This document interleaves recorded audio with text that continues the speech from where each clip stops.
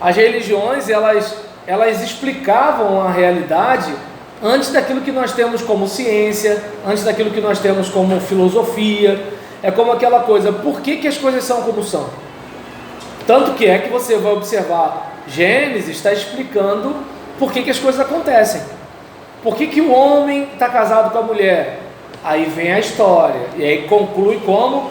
Por isso deixará o homem, seu pai, sua mãe, não sei o que lá. A gente vê o arco-íris, aí você vê lá no texto que houve um tempo lá atrás, quando não se contava o tempo, que aconteceu algo, apareceu não sei o que. Então a religião, ela sempre serviu para explicar, não, obrigado, para explicar a realidade. Eu aceito o mais jovem que puder pegar um copo d'água para mim, então, Júlio César, pode pegar um copo d'água, por favor? Né? Ele ia dar uma olhada mortal para vocês agora. Deixa ele usar, assim mesmo. Aí nesse caso, né, por exemplo, desde os tempos imemoriais, os seres humanos eles fazem perguntas que as religiões respondem. E aí, por exemplo, é importante que a gente tenha tolerância.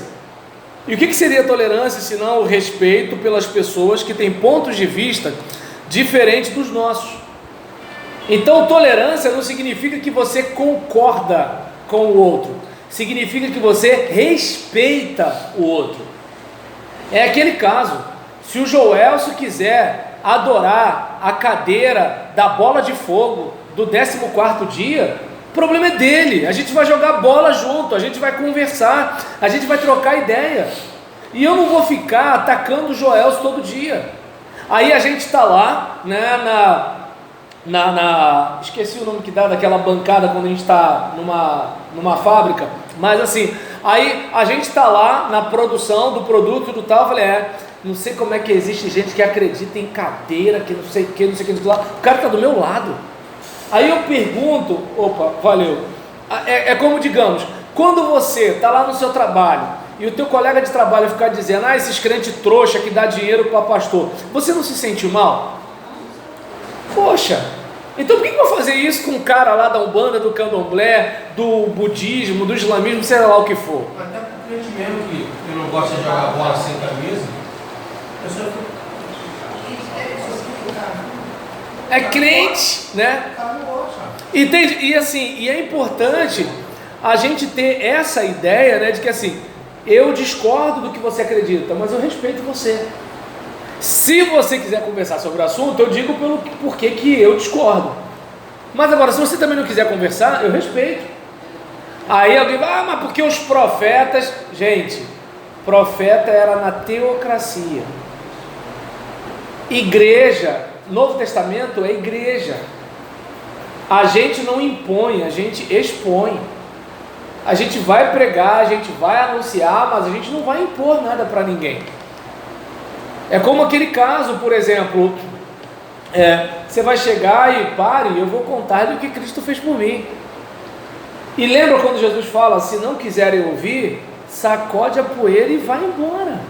Não é assim não, você vai ter que me ouvir sim, não é assim não. Quando aquela turma não quer escutar Jesus, porque Jesus falou que eles eram interesseiros, o que Jesus fala com os que ficam? E vocês não vão embora também não? Eu não sei de onde o crente tirou a ideia de que ele tem que impor o que ele acredita para os outros. Não sei de onde. De Jesus não foi. Não vou muito longe, Deus dá uma orientação a Caim. Deus acorrenta Caim em algum lugar? Caim não atendeu depois de ter conversado com Deus, imagina. Então você percebe que é o seguinte, cara, vai lá, uma hora a fatura vai chegar, mas é contigo mesmo, eu estou dando a dica. E aí, por exemplo, eu sei que de repente, para aquela mãe, para aquele pai olhar para isso, fica chateado, eu não criei meu filho nisso, não eduquei meu filho nisso e tudo tal. Só que é o seguinte, sua parte você fez, espero que tenha feito, quando ele era pequeno. É como, por exemplo, eu cresci escutando Nelson Gonçalves, Núbia Lafayette, Vicente Celestino, meu filho está escutando 3 palavrinhas. Entende? Eu, por exemplo, lembro da minha mãe se eu escutar Boemia, que me tem de regresso. Meu filho vai lembrar de mim quando estiver escutando, né, alô, alô, né, para ouvir de Cristo a voz. Dá para entender a diferença? Então eu não sei se dá para perceber que é o seguinte, Existem coisas, né, que vão acontecer na vida dos nossos filhos e que a gente não tem o controle. Qual é o controle que a gente tem? Na formação. A gente orienta o voo. Agora quem voa são eles. Oi? Camisa do Flamengo? Mas ele pode mudar de time. Mas não é doido. É mesmo? Então eu vou contar um testemunho pessoal aqui. Eu não tenho time, mas quando eu era criança, eu era do Vasco. Por que eu era do Vasco? Meu pai era Vasco. E eu admirava meu pai. Meu pai era vascaíno. Só que lá no Parque Centenário, né, num subbairro chamado Mangueirinha, né, sempre tinha, ou meu passado que me condena, aí nisso, por exemplo, sempre tinha bloco na rua, sempre, qualquer motivo, não precisa ser carnaval não. E aí naquela época estava no auge da música, domingo, eu vou ao Maracanã, né? Aí nessa brincadeira, hoje em dia todo mundo canta essa música para todos os times, mas naquela época era só pro Flamengo. Aí nisso, sempre que o Flamengo ganhava, passava o pessoal de bloco, todo mundo preto e vermelho, não sei o que lá. Aí um dia, eu tinha menos de 8 anos. Como é que eu sei? Porque meus pais separaram, eu tinha 8 anos. Aí nisso, eu tinha menos de 8 anos. Pai, cheguei, o que foi e tal? Preciso falar uma coisa pro senhor. Aí meio sem jeito e tal, é que eu queria dizer que agora eu sou Flamengo. Assim, ele sofreu com aquilo. Mas é aquele caso, meu Deus do céu, não tinha como, eu não via a mesma vibração, desculpa, né? Eu não via a mesma vibração com os outros times. Mas eu via com o Flamengo. Eu falei, eu quero isso. Deu para entender? Hoje não, porque eu não dou nem a mínima para futebol, mas na época, aquilo mexeu comigo. Trazendo para o contexto de igreja. É bom a gente parar para pensar. A gente diz que Jesus é o mais importante. A gente canta que a gente ama um ao outro. A gente prega que a salvação das almas é muito importante. Só que nossas crianças estão vendo o que a gente fala e o que a gente faz. E se ela encontrar mais convicção em outra coisa, a questão não é se a outra coisa está com a mentira, está com a verdade. A questão é onde ela vai ver mais convicção. E aí, onde você como pai ou mãe aposta? No que você investiu lá atrás. Se não investiu, aí está na mão de Deus. Porque o que acontece? O que me fez voltar para a igreja foi a minha experiência com Cristo quando eu tinha 11 anos de idade. Ou seja, eu entendia que é o seguinte, não, peraí, não tem razão de ser eu continuar com essa vida aqui, depois, com 20 anos de idade. Por quê? Porque eu experimentei algo lá atrás, aos 11, que aquilo era caro para mim. Eu falei, eu quero aquilo de volta. Agora, se eu não tivesse nada lá atrás, eu lembro que quando eu trabalhei no Jornal do Brasil, batendo papo, eu soube que um segurança, né, eu era porteiro na época, e esse segurança, ele era afastado de igreja evangélica. Aí eu falei assim, vou tentar pegar uma coisa que ele tem saudade da igreja, para começar a evangelizar. Falei, cara, fala para mim uma das coisas mais marcantes da sua experiência na igreja. Era tomar banho no rio depois do batismo. Eu falei, como é que eu vou puxar um gancho aqui de Jesus? A lembrança que ele tem não precisa de Jesus, qualquer pessoa lembra de um negócio desse. Ou seja, ele não tinha uma coisa marcante da igreja para eu falar assim, volta, não sei que. Ele não tinha alguma coisa. Então, eu não sei se dá para perceber que assim, às vezes, a nossa molecada está na igreja, mas está na igreja como quem está num grupo social. É legal, a gente se diverte e tudo e tal. Meu filho, por exemplo, se for numa igreja que tem salinha, quando ele vê aquele tapete emborrachado, ele vê aqueles desenhos na parede, pô, ele vai feliz da vida. Mas por quê? Por causa daquilo ali. Não é uma compreensão do tipo, que nem no nosso caso, que a gente está no culto, sem ar-condicionado, sem banco acolchoado, com borrachudo no braço da gente, né? Eu descobri o que era borrachudo na favela do Dique. Tu sacode assim, ele não sai não, mano. Porque mosquito tu balança, ele sai, né? Borrachudo não sai não. Aí nisso, ou seja, você está ali porque você ama Deus. Claro, quem está na igreja por outro motivo, sai da igreja por qualquer outro motivo também, não é mesmo? Então, eu não sei se dá para perceber que assim, é importante a gente ter essa ideia da tolerância, né? Porque não é porque você tolera necessariamente aquela religião, você discorda dela, mas tem uma pessoa ali acreditando naquilo, uma pessoa por quem Jesus morreu. Então o mínimo que essa pessoa merece de você é respeito, porque se você crê na Bíblia que você prega, ela é a imagem e semelhança de Deus. Jesus veio ao mundo por causa dela, e Deus dá a ela o direito de rejeitar a mensagem do Evangelho. Quem é você para impor alguma coisa? A não ser que a conversão de alguém aumente a sua vaidade, aí é outra situação, né? É como aquele caso, tá vendo? O chefe da boca se converteu com a minha pregação, como se assim, tá vendo? Depois de Deus sou eu.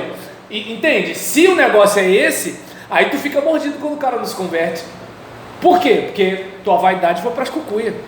Você fez apelo, não vem ninguém.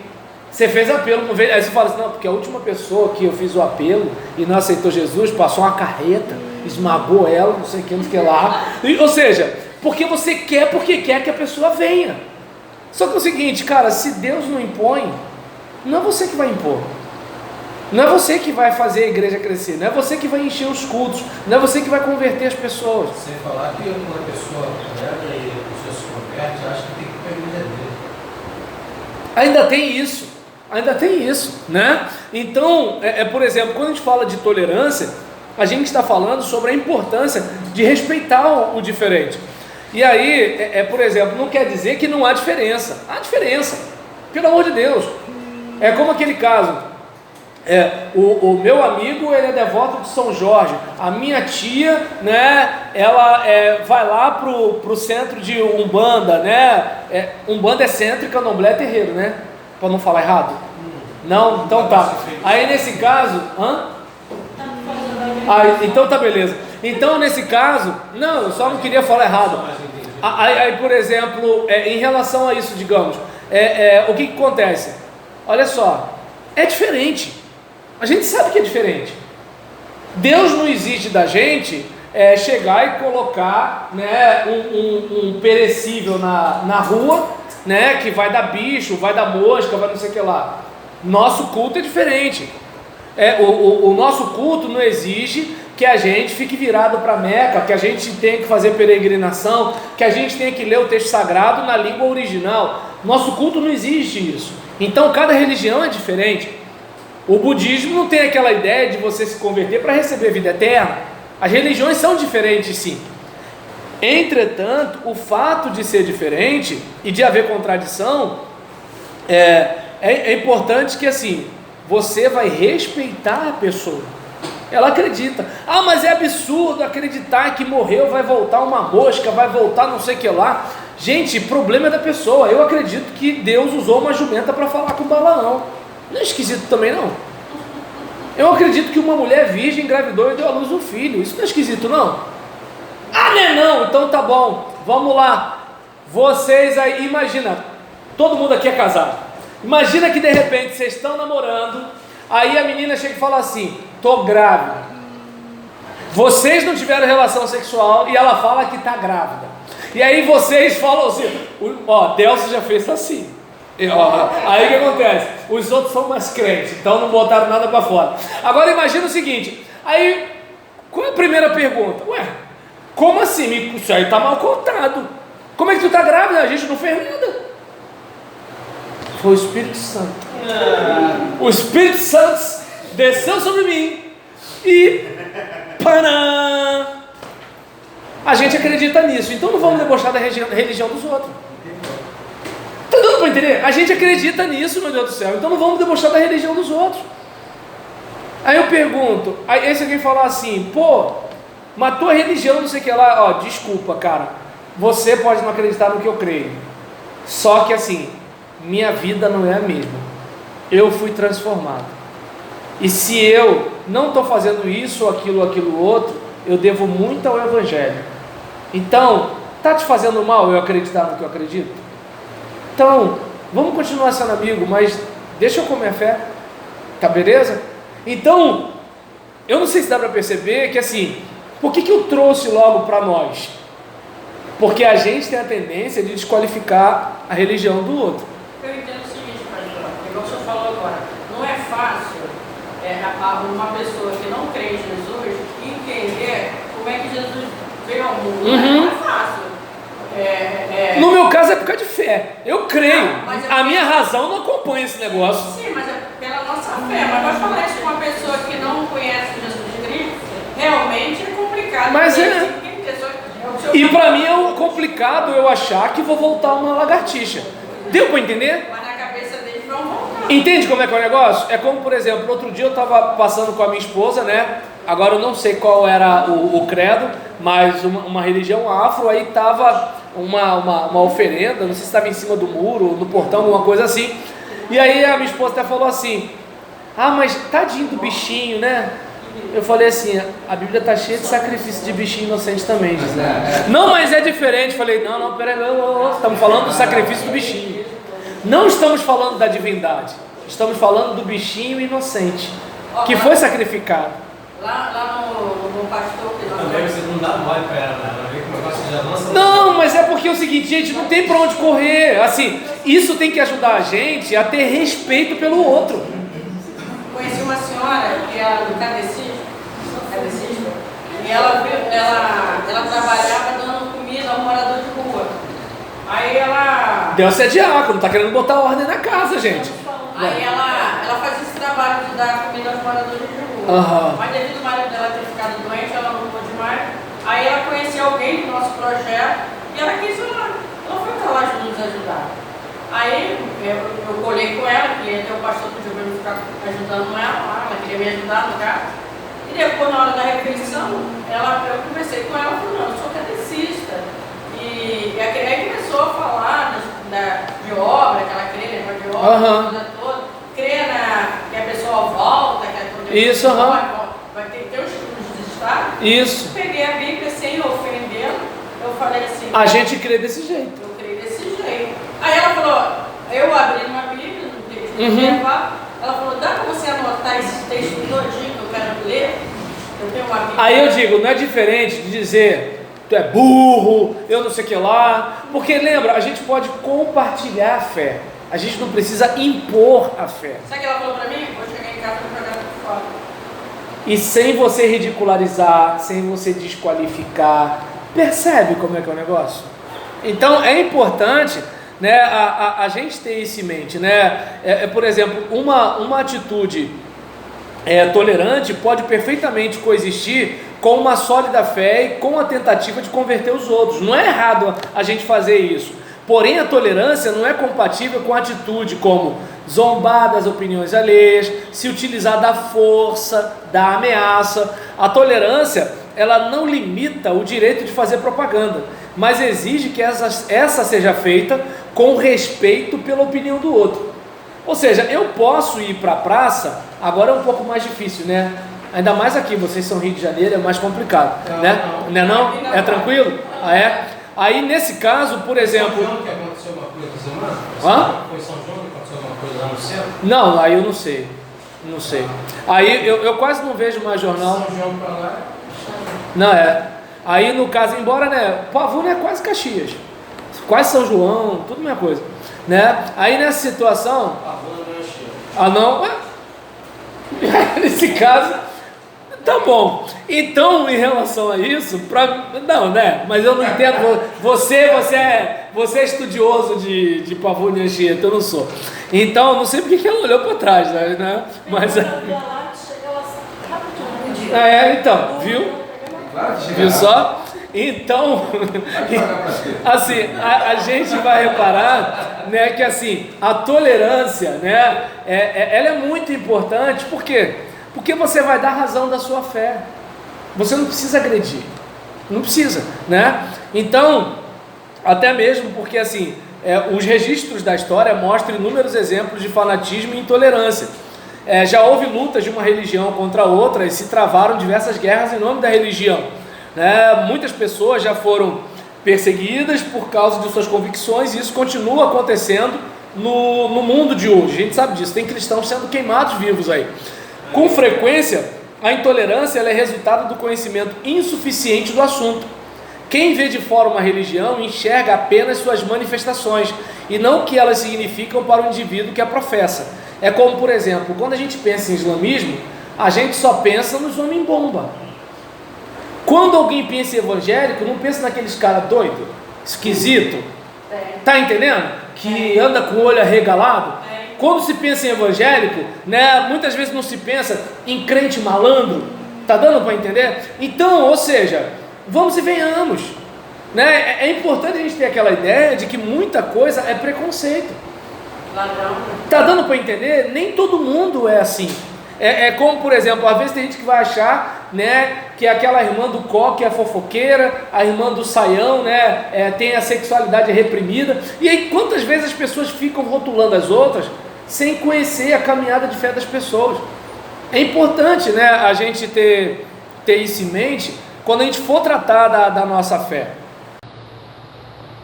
E aí, continuando aqui, né, o nosso papo sobre tolerância, para os cristãos, a Sagrada Comunhão tem um significado especial.